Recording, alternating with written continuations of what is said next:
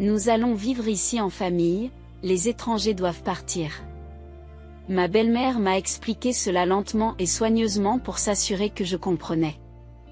Le visage de Nelda est devenu rouge et elle s'est mis la main sur la bouche. Incapable de se retenir, Nelda a éclaté de rire, ce qui a fait rire ma belle-mère à son tour. Juste après le décès de mon père, ma belle famille semblait être à l'affût, et elle s'est présentée en essayant de s'emparer d'un appartement en hauteur.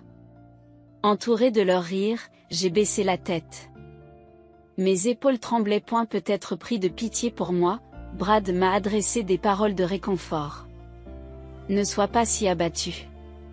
Je t'ai laissé être aux côtés de ton père, tu ne dois pas avoir de regrets. Maintenant, c'est à mon tour de faire de même. Pourquoi n'irais-tu pas rendre visite à Hélène? Je ne sais pas si elle sera d'accord. Je secoue les épaules, retenant mes larmes. Mais je n'en pouvais plus. Soudain, j'ai levé le visage et j'ai commencé à rire bruyamment. Ah! J'ai essuyé les larmes qui coulaient au coin de mes yeux. Faites ce que vous voulez. J'ai déjà contacté l'avocat. Il est arrogant de souligner que j'ai fait mon devoir filial. Pensez qu'il s'amusait dans notre dos. En nous trompant, mon père et moi, la colère montait en moi. J'étais déterminée à gâcher leur projet de joie après la mort de mon père. Je suis Michelle White, âgée de 53 ans. Ma fille unique, Hélène, a obtenu son diplôme universitaire cette année et a commencé à travailler. Je pensais être plus à l'aise après avoir fini de l'élever, mais je m'inquiète toujours pour Hélène, qui vit seule en ville. Cela fait 6 mois qu'elle a commencé à travailler, mais elle n'est pas rentrée une seule fois à la maison. Je me demande si Hélène mange correctement. C'est ce que j'ai dit pendant le dîner avec mon mari. Ce soir, le menu était composé de viande et de pommes de terre, les plats préférés d'Hélène. En mangeant cela, je n'ai pas pu m'empêcher de penser à son visage. Elle vient de commencer son travail, alors je sais qu'elle est très occupée. Mais c'est justement pour cela que je veux lui préparer des repas nourrissants. Brad était juste devant moi, mais il n'a même pas jeté un coup d'œil dans ma direction. Il tenait son smartphone dans sa main gauche, le fixant tout en mangeant. Il n'était pas concentré sur le repas, renversait le bouillon sur la table et faisait des bruits de mastication désagréables. Brad, tu m'écoutes? Brad n'a pas répondu. Il semblait que ma voix ne parvenait jamais à ses oreilles, et les inquiétudes que j'avais étaient une fois de plus considérées comme de simples monologues, enfermant mes sentiments d'anxiété. À quand remonte la dernière fois où Brad et moi avons eu une véritable conversation? Je n'aurais jamais pensé que nous deviendrions un couple si peu communicatif lorsque nous nous sommes mariés. J'ai rencontré Brad il y a 23 ans. Un ami me l'avait présenté juste avant que je n'atteigne l'âge de 30 ans. Brad était instruit et travaillait pour une grande entreprise, ce qui me rendait nerveuse, mais j'ai tout de suite été séduite par son sourire bienveillant et confiant. J'ai eu l'impression qu'il m'aimait aussi et nous avons commencé à sortir ensemble. Il organisait toujours des rendez-vous dans des cafés sophistiqués et des endroits romantiques décrits dans les magazines de mode, en m'accompagnant à chaque fois. Je me suis concentrée sur mon travail et je n'ai pas eu beaucoup de chance avec les femmes, mais vous rencontrer m'a semblé prédestiné. Je peux dire que vous êtes celui qu'il me faut. Ses beaux traits faisaient que même les mots les plus doux semblaient appropriés. Elle était comme un prince qui exprimait ouvertement son amour, mais je n'étais pas une princesse. Je n'étais qu'une employée de bureau ordinaire. Je me demandais si j'étais assez bien pour quelqu'un d'aussi éminent. Alors que je m'inquiétais. Brad m'a demandé en mariage de manière inattendue. Alors que cela aurait dû être un moment de joie, le fait que nous ne nous connaissions que depuis 2 mois m'a rendue anxieuse, et je n'ai pas pu dire oui. Lorsque je lui ai fait part de mes inquiétudes, il m'a prise dans ses bras et m'a chuchoté à l'oreille. Le mariage n'a pas besoin de motions supplémentaires. Pour moi, tu es le meilleur. Nous nous sommes donc mariés et je me sentais la femme la plus heureuse du monde. Jusqu'au lendemain de notre mariage, lorsque notre nouvelle vie conjugale a commencé. Michel, tu vas vraiment me donner ça, dit Brad froidement en me regardant et en posant le petit déjeuner sur la table. Son visage était très froid et il semblait clairement de mauvaise humeur, même si je ne comprenais pas pourquoi. C'était notre premier jour de cohabitation, alors j'avais mis les bouchées doubles en préparant la cuisine. J'avais préparé un petit déjeuner copieux, comprenant une omelette avec du bacon croustillant, un parfait au yaourt avec des bailles et des flocons d'avoine, et des scones tout juste sortis du four. Je n'ai besoin que de café et de pain le matin. Il est difficile de lire le journal avec autre chose. Ah, je vois. Vous êtes du genre à ne pas penser à l'efficacité et à apprécier un repas tranquille et inefficace le matin. L'attitude de Brad a complètement changé depuis hier. J'ai été tellement surprise par ces paroles que je suis restée sans voix. Il a fixé mon visage choqué. Cet air idiot sur ton visage, je l'aime bien, dit-il avec un sourire. Cependant, il a quitté la maison sans toucher au petit déjeuner. Laissé seul avec le repas intact, je n'ai pas eu d'autre choix que de rester planté là. J'avais prévu de prendre un jour de congé pour ranger la maison, mais j'étais tellement choquée par ces paroles que je ne pouvais plus bouger, ni physiquement, ni émotionnellement. Vers 9 heures du matin, on a sonné à la porte. Lorsque j'ai ouvert la porte, ma mère et ma belle-sœur, Nelda, sont entrées dans la pièce sans me saluer. Michel, il semble que tu aies essayé d'impressionner Brad avec ta cuisine ce matin, mais cela n'a servi à rien. Brad n'est pas un homme simple que l'on peut manipuler avec de la nourriture. Ma belle-mère a continué sans s'arrêter de respirer. Brad mange toujours du pain à la maison et va travailler comme d'habitude. C'est malheureux pour lui, surtout si tôt dans le mariage. Nelda grimace, comme si elle s'amusait de la situation. Et il semble que Brad se soit arrêté chez ses parents avant d'aller travailler ce matin. Un petit malentendu entre nous avait été révélé à sa famille, et je me sentais gênée. Nelda a regardé autour d'elle et a poussé un grand soupir. Maman, regarde, il y a encore des cartons de déménagement dans le coin de la pièce. Michel est vraiment négligente, n'est-ce pas?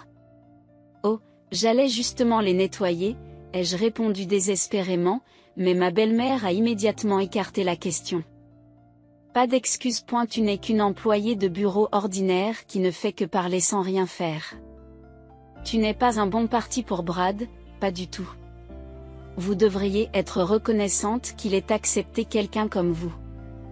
Ma belle-mère s'est assise. Maintenant, préparer du thé. Tu devrais au moins être capable de servir du thé sans qu'on te le dise, me pressa-t-elle. Je me suis empressée de préparer le thé et de le leur offrir. Après avoir bu une gorgée, ma belle-mère s'est mise à rire. C'est terrible. Le thé est trop faible. Pour quelqu'un qui travaille comme employé de bureau et qui sert du thé, c'est plutôt médiocre. Ma belle-mère et Nelda avalent bruyamment leur thé brûlant. Je me demande si Brad est vraiment satisfait d'une telle fille. C'est peut-être ce qu'on obtient d'une belle fille. Brad t'aime bien, Michel. Malgré leurs commentaires insinuants. Je n'ai pas trouvé le courage de parler devant la famille de mon mari. Nelda vivait chez elle. Elle était célibataire et s'entourait de marchandises oisives. Elle n'était même pas employée de bureau comme moi et avait même récemment quitté son emploi à temps partiel dans un supermarché. Bien que blessée par ces remarques, je n'avais pas la place de discuter. J'avais espéré une douce vie de jeune mariée, mais mon mari me méprisait, et ma belle-mère et Nelda faisaient souvent des remarques désobligeantes. Ce n'était pas la vie que j'espérais. Je ne pouvais pas envisager de divorcer juste après m'être mariée. 6 mois plus tard, alors que j'étais troublée, je suis tombée enceinte et j'ai finalement donné naissance à Hélène. La méchanceté flagrante de ma belle famille a diminué. Ce n'est pas parce qu'ils étaient trop cruels pour réprimander une mère devant un jeune enfant. C'est plutôt parce que Nelda était obsédée par la vague populaire du moment. Ma belle-mère s'est également mise à regarder des séries télévisées du matin au soir et à se rendre en pèlerinage sur les lieux de tournage. En conséquence, elles ont montré moins d'intérêt pour moi et ma fille. Il est triste qu'Hélène n'ait pas ressenti l'amour de sa grand-mère, mais le maintien d'une bonne distance a permis à notre foyer de rester calme. Brad semblait satisfait tant que je comprenais et soutenais son rythme de vie. Le temps a passé vite, avant même que je m'en rende compte, nous étions mariés depuis 23 ans. On ne peut pas dire que je sois extrêmement heureuse, mais nous vivons une vie stable et troublée. Je pensais que le temps continuerait à s'écouler tranquillement. Mais Brad m'a fait une proposition surprenante. Et si nous vivions ensemble maintenant? J'ai été tellement surprise que j'ai laissé tomber ma cuillère. La voix de Brad, que je n'avais pas entendue depuis longtemps, semblait presque une hallucination. Quoi? Soufflai-je. Sentant le sang se vider de mon visage, je pensais qu'il parlait de vivre avec ma belle-mère, mais je me trompais. Ton père ne va-t-il pas reconstruire sa maison? J'ai pensé, pourquoi ne pas vivre ensemble alors? J'avais mentionné la situation de la maison de mon père à Brad il y a quelques jours, mais je n'avais pas eu de réaction à ce moment-là. Cependant, il semble qu'il ait écouté après tout. C'est ridicule qu'il veuille reconstruire sa maison à 80 ans, même si elle est vieillissante. Ce n'est probablement qu'une excuse. Il veut sûrement vous rapprocher en construisant une nouvelle maison. Votre mère est décédée il y a quelques années et votre père vieillit. Vivre seul doit être difficile. Bien que troublé par cette suggestion inattendue, j'ai désespérément essayé de comprendre. Mais tu sais, je préférerais vivre dans un appartement, pas dans une maison individuelle.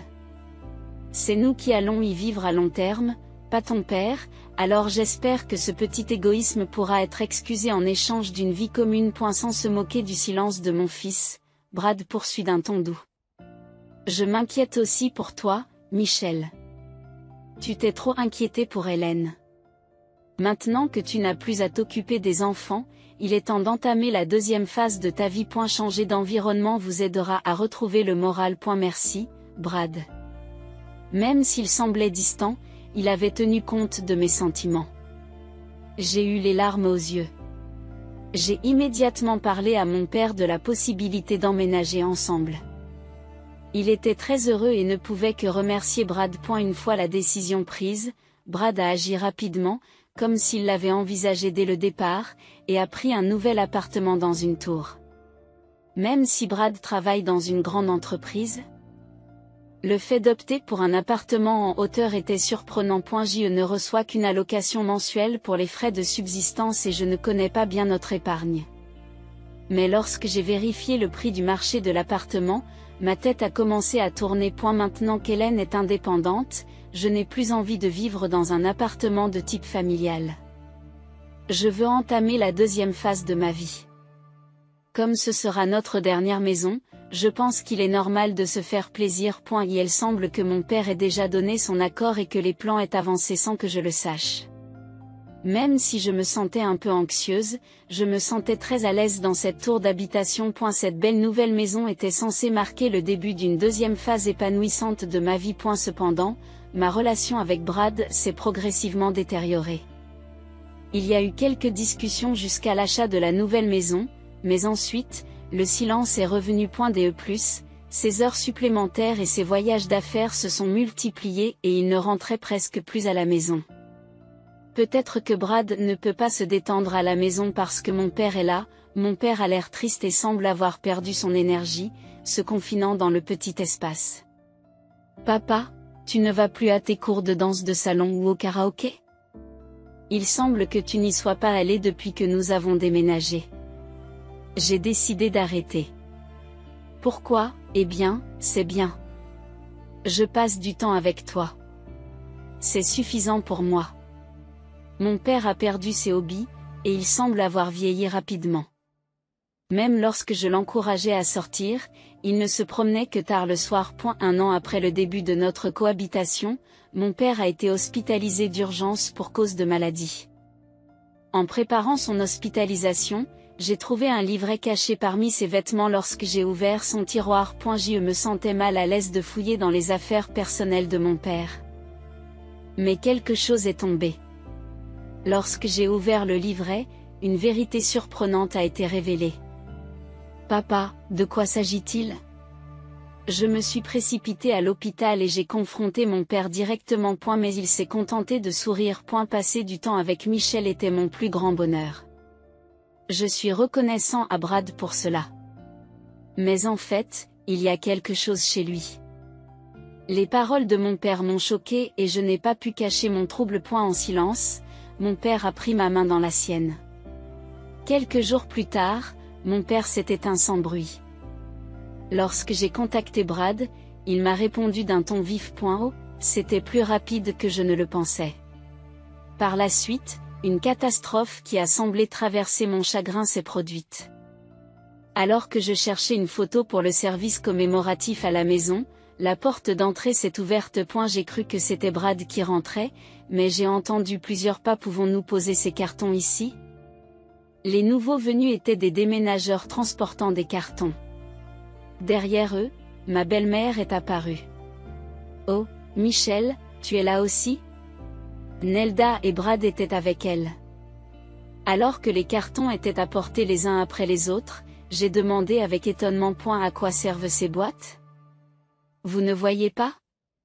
Une employée de bureau qui sert du thé semble manquer de perspicacité.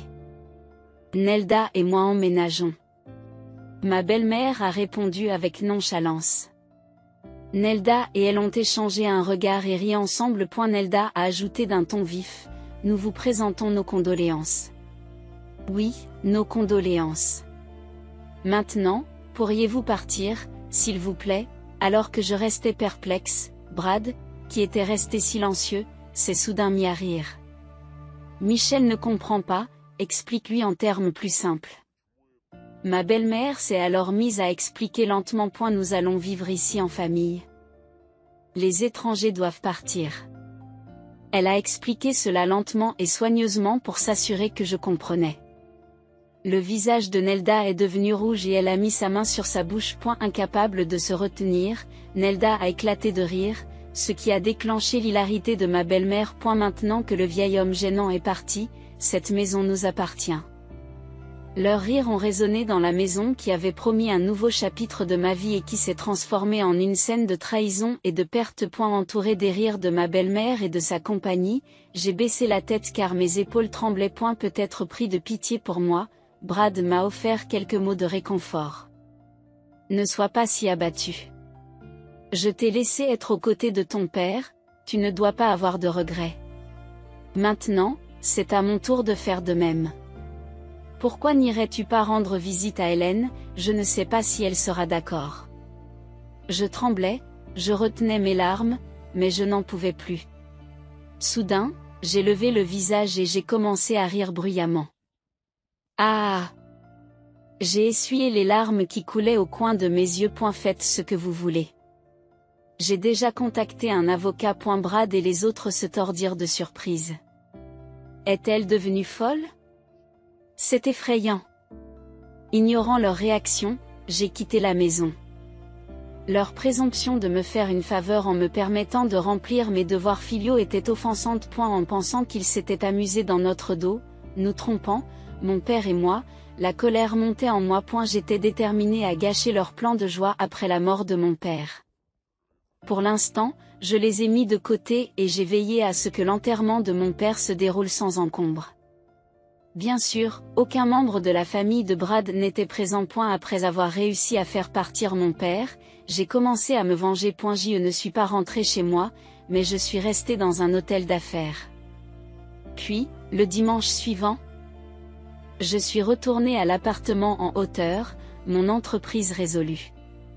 À l'aide des clés que j'avais, j'ai déverrouillé l'entrée et j'ai fait entrer plusieurs membres de ma famille dans l'appartement. Nelda, vêtue d'une tenue décontractée, a poussé un cri de surprise. Yikes! C'était son cri affreux. Brad et ma belle-mère ont froncé les sourcils d'étonnement. Les membres de la famille que j'ai emmenés avec moi ont rapidement commencé à emballer les objets de la chambre dans des cartons.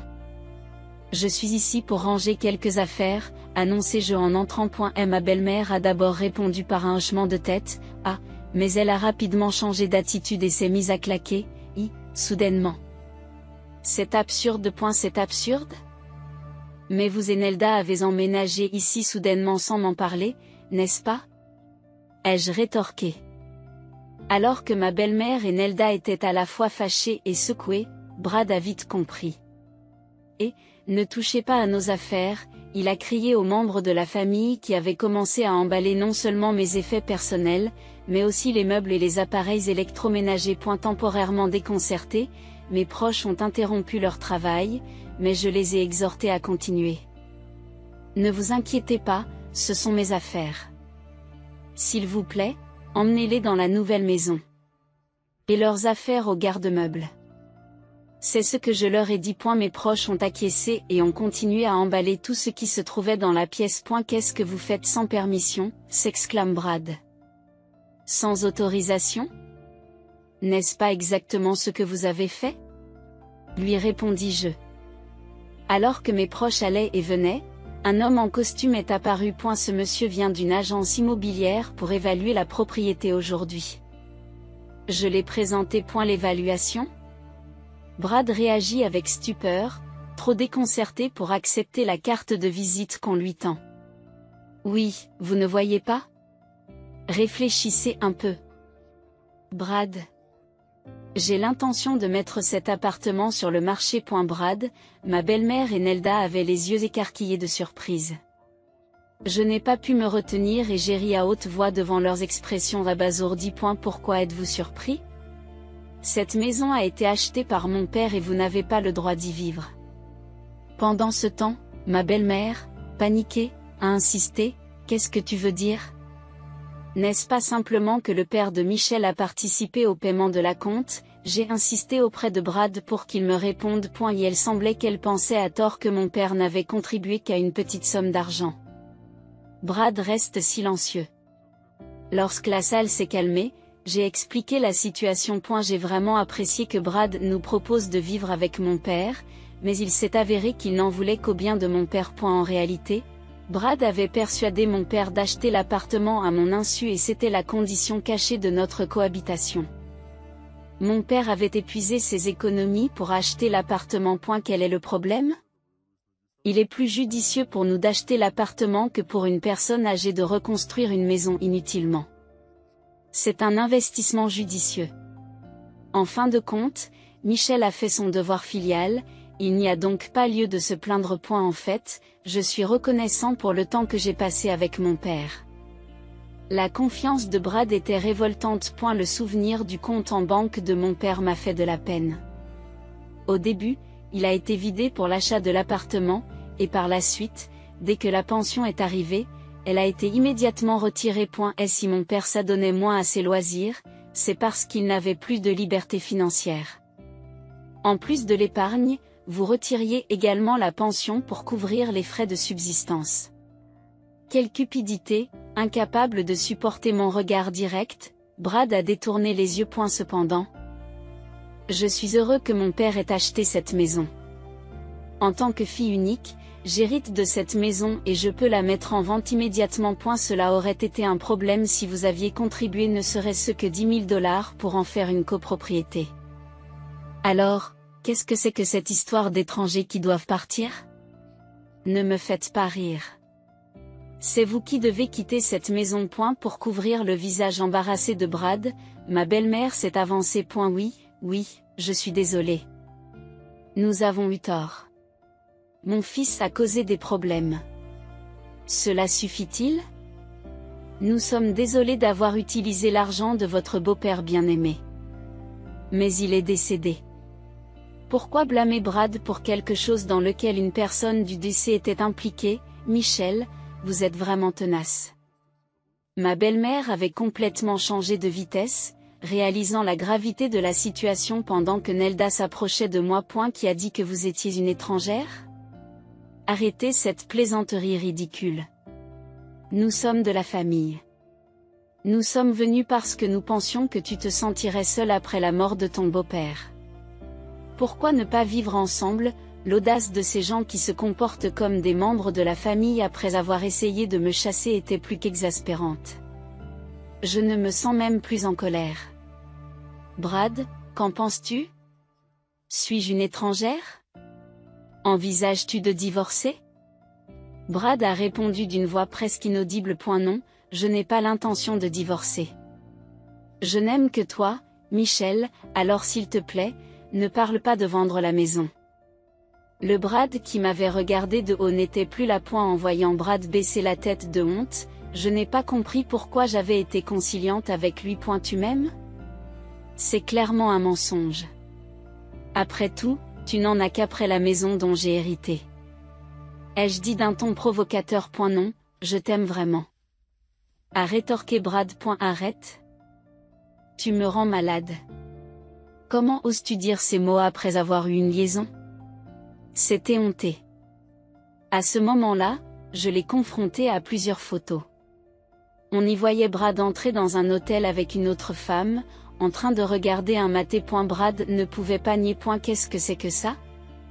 A-t-il balbutié. Ce sont des photos que j'ai reçues de papa. Je l'ai informé de ce vieil imbécile. Brad ne rentrait pas à la maison et demandait de l'argent. Papa avait des soupçons depuis le début. J'étais choquée parce que je n'avais pas douté de toi. Quand on passe beaucoup de temps avec quelqu'un, on ne remarque pas les anomalies. Je ne sais pas depuis combien de temps tu me trompes, mais j'ai l'impression que tout le temps que j'ai passé avec toi a été perdu. Ça fait vraiment mal. Mon père, qui n'avait pas l'habitude d'utiliser l'appareil photo de son téléphone portable, avait pris plusieurs photos de l'infidélité de Brad.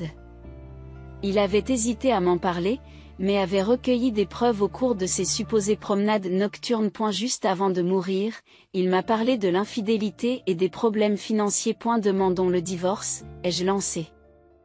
Mais Michel, Brad a essayé de s'interposer, mais je l'ai interrompu. Tu crois que tu as le choix? Brad a serré les dents.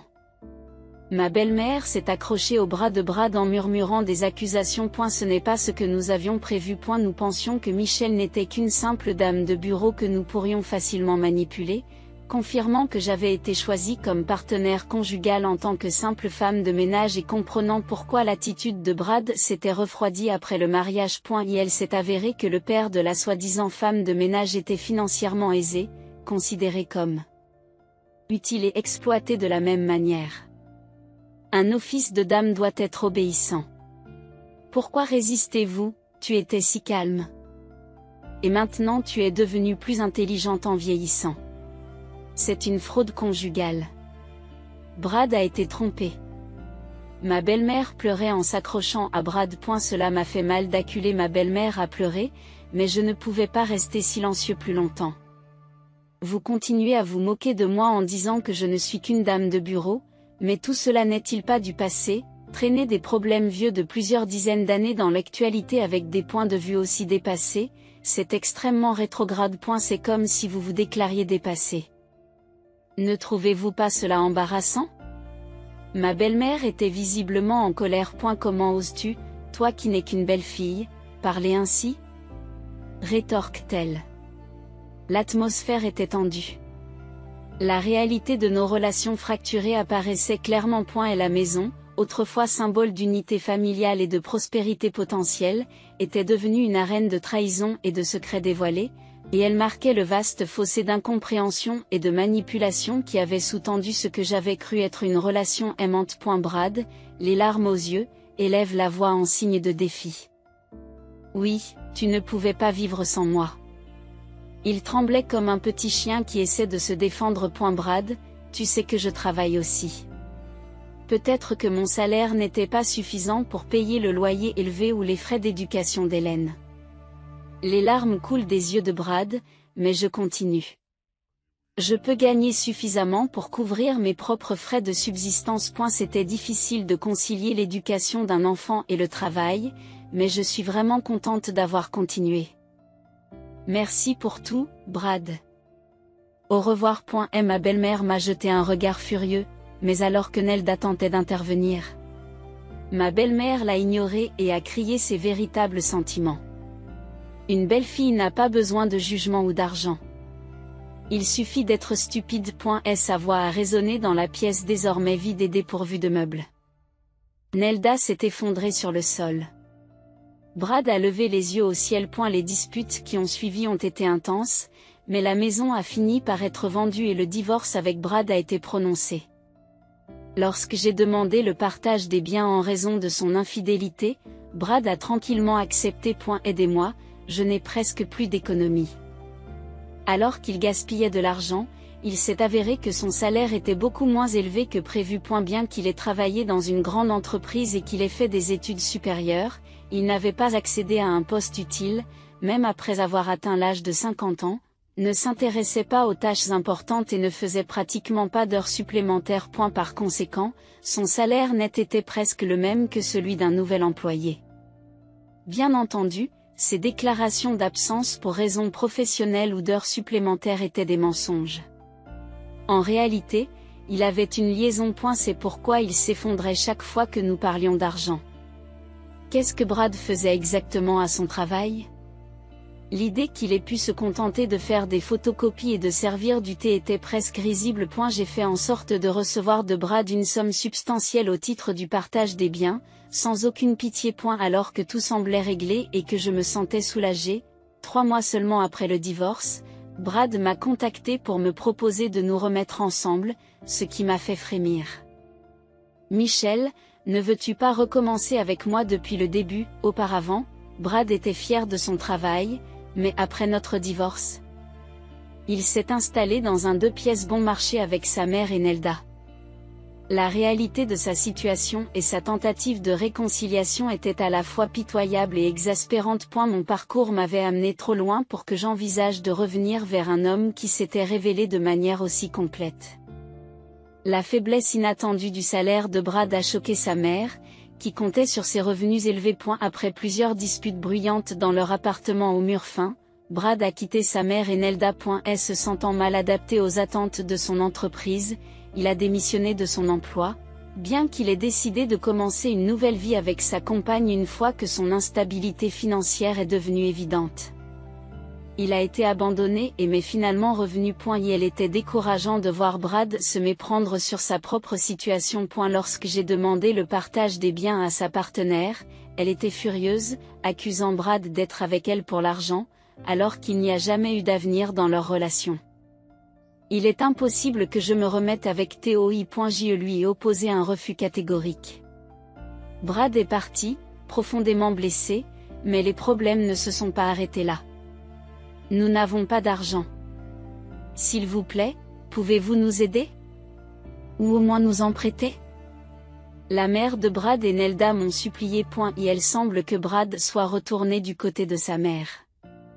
Bien qu'il prétende être une élite, il passait ses nuits à vivre somptueusement en ville, accumulant rapidement des dettes qu'il semblait ignorer. N'ayant plus le choix, sa mère et Nelda ont commencé à travailler à temps partiel, mais cela n'a pas eu beaucoup d'effet. Je n'ai pas d'argent à prêter aux autres, leur ai-je dit. Dans une famille normale, j'aurais pu envisager de les aider dans les moments difficiles, mais ils m'avaient clairement traité comme un étranger.